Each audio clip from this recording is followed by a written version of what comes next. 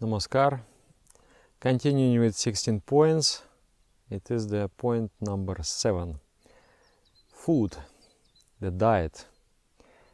We are literally composed of what we are consuming. What we eat, so we become. We are what we eat, both physically and mentally. The physical food that we consume, the solid, the liquid, the aerial, the luminous factors, all of those become the cells within our body and influence our mind. And also what we eat, what we consume in the mental sphere also become our personality. But about that we can talk some other time. So yoga prescribes a certain diet which is beneficial for both body and mind. The food which is beneficial for body and mind is termed as sattvic food. Sattvic, or good food, sentient food. Sentient means the energy that gives the quality of sentience, like a sentient being. Human being is a sentient being, the being which is aware of his existence, aware of himself. So the food which is dominated by energy, which gives this quality of sentience to the mind, is called sattvic food. Sattvic food is beneficial for both body and mind. This is the definition. If something is harmful, it cannot be called sattvic. According to yoga, there are three energies, the three energies of nature. And those energies, they are expressed in everything. For example, in this stick, there is three energies: sattvic, rajasic, and tamasic. In this leaf, there are three energies.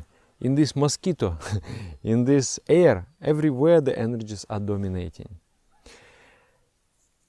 Actually, every object differs from each other according to the domination of certain energies.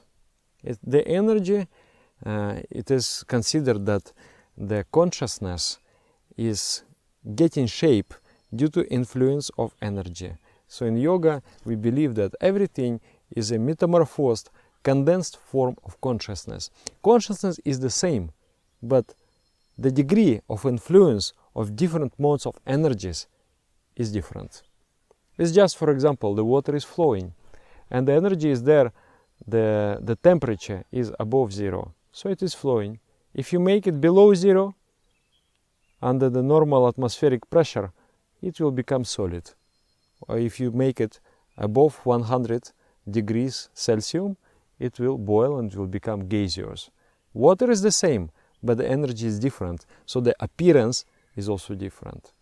So yogi believe, and it is also a practical experience of all of us, that every substance is dominated by those energies. And when you consume certain substances, when you consume certain foods, they influence your mind also. And in a practical way, due to the many years of, actually hundreds of years of experimentations, yogis figured out that there are some very beneficial foods for the mind and for the body. There are some neutral, and then there are some harmful also. The food which is harmful either for the body or for the mind is considered to be tamasic. Tamasic means static, or the dark food, the food of darkness. And then there is rajasic, red food. Red means the energy is red, dynamic, moving. So one food keeps you in a state of sentiency, in a state of calmness. Another one keeps you also in a state of, not in a calmness, but in a state of staticity. You become immobile, you become inert. You don't have that, like in the childhood, we are all very dynamic. But as we grow, and especially if the food is not very proper, we become static. We don't want to move anywhere. We don't want to do anything. We don't want to learn something. We don't want to expand our mind. We don't want to understand things deeper. We are constricted with the very solid boundaries in the mind. If this is the case, it means the body and mind is dominated by the static principle. And then this energy gives you the sentiency of peace. You are in peace and you are aware and you are very conscious. This one gives you the sleep of inertia. And the third energy makes you to move from this state to this and from this state to this. So jumping from one state to another is the third energy. So there are three energies, and the food is categorized through those three energies. Yogi is advised to take only sattvic or sentient diet, the food which is beneficial for both body and mind, and that is the fruits, the vegetables, except for garlic and onion, the grains, bread, sugar is also okay, the sweet. Of course, the sugar, there are some problems with sugar, but the moderate amounts of sugar, especially the natural sugar, is very good. The honey, the dairy products, all of this dairy products, also some problems are there nowadays because of the way how we produce the milk products. But traditionally, milk was considered as a very beneficial diet, both in Indian system and in Chinese systems. It is very nutritious and is beneficial for the mind, especially when you do advanced stages of yoga and your nervous system requires boost. It requires the strengthening, the fat which originates from the milk products, from the dairy products, is very much helpful to grow a proper nervous system for the yoga. So these foods are considered to be sentient foods. Then tamasic foods, the dark food, the energy of death, is meat, fish, alcohol, tobacco, all kinds of poisons. They are dark foods. Tobacco, drugs, the different substances, cannabis also. Nowadays everybody is for legalizing and decriminalizing, which is okay, not to put people to prison for that, but we should not actually make it another problem in society, because those substances are not very good for health and not good for the mind. So yeah, different intoxicants, meat, fish, and then pay attention, garlic and onion. Many times people ask, what's wrong with garlic and onion? I don't know what's wrong. From ethical standpoint, nothing wrong. But from the standpoint of consciousness, it's very much wrong. If you take even a little bit of garlic, the mind will become very dull. Those who have not experienced the longer durations of the clean food, they cannot understand. They say, no, I eat and I am very sharp, I am very intellectual. But if you try to abstain from tamasic food for at least 21 days until the new cells grow in the body, then you will see the difference. I can feel the difference immediately. If I take even a little, by mistake, somewhere something comes in the food, even a little of garlic, even a little of onion, I get this feeling of dullness in the mind. It is intellectual dullness, intuitional. Intuition is completely goes to the zero and is also emotional dullness.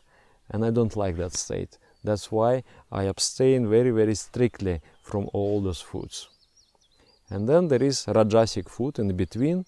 So the worst food, which is considered to be poisonous for a yogi, we don't take it at any cost, we avoid that food. Unless there is a certain particular prescription for the health.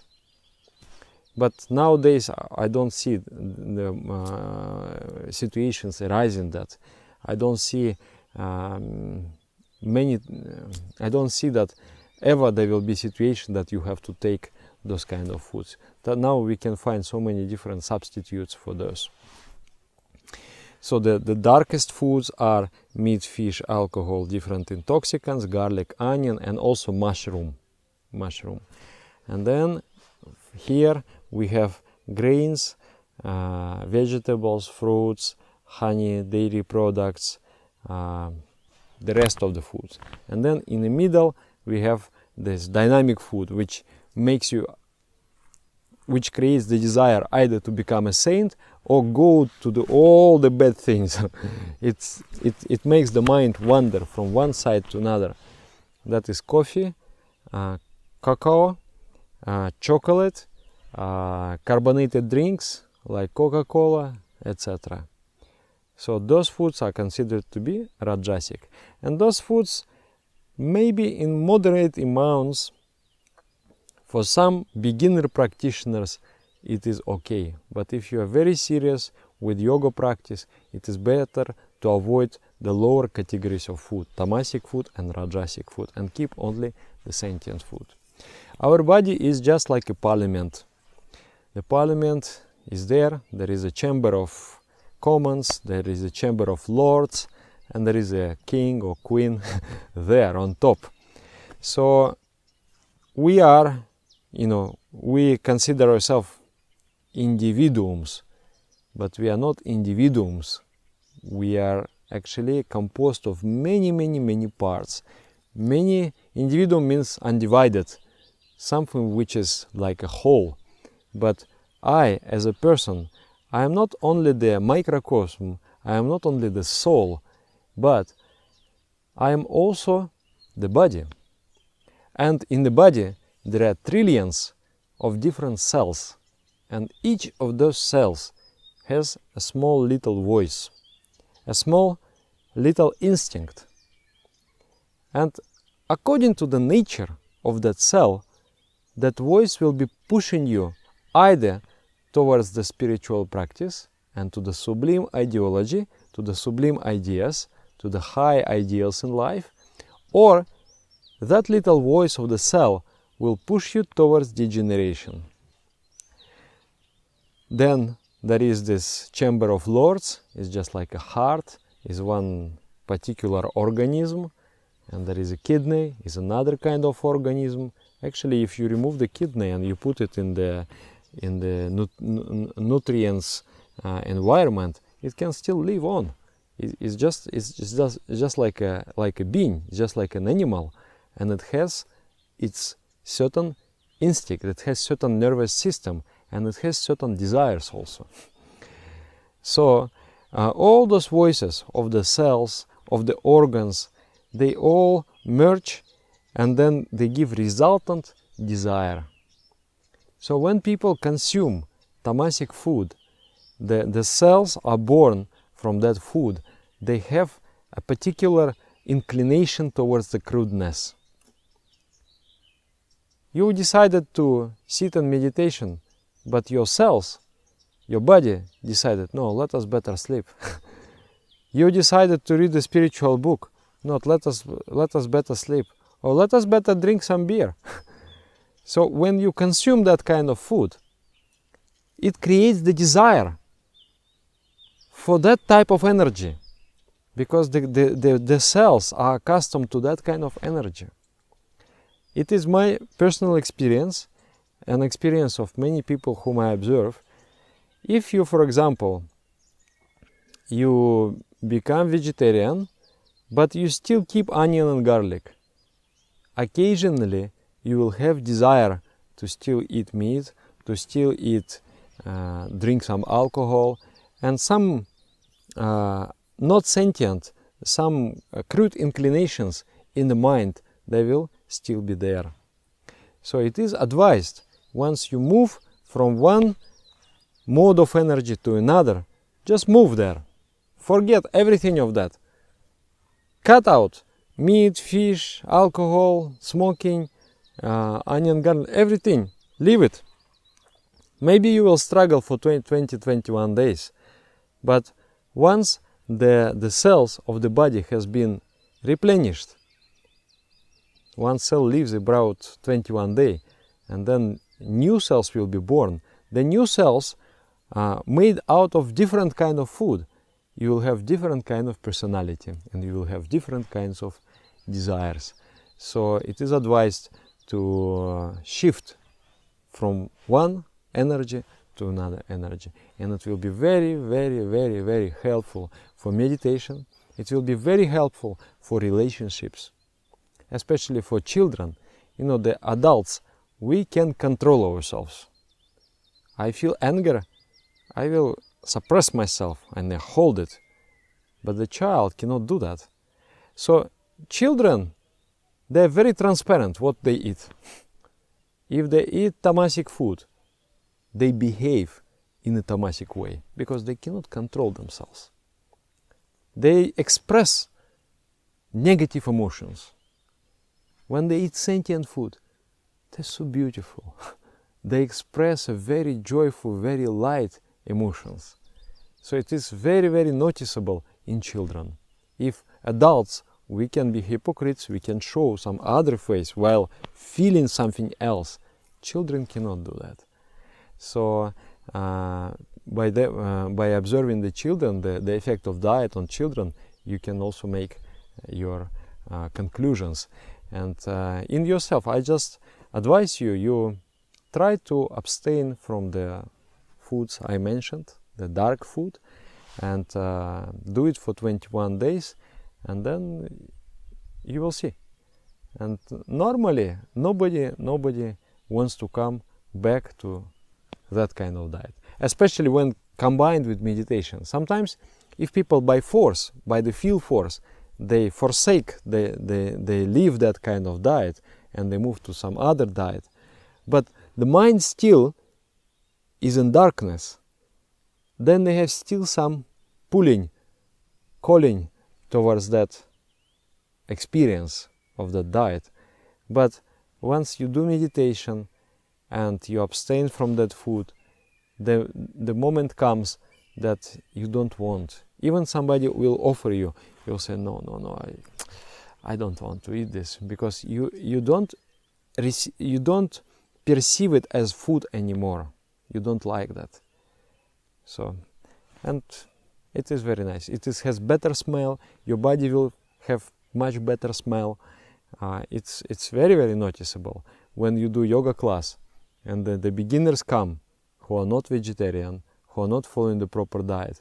There is a heavy smell actually emitted from the bodies. But when advanced practitioners they do, even there are many people in the room, you don't feel any smell. It's very, very, very light. The good atmosphere is there. So it is very good for health. It is very good for the mind. And for thousands of years, yogi have been living this way. They have been prescribing this sentient diet. So thank you very much. I hope it is. If you have any questions, you please write in the comments. Let us have some discussion. Namaskar.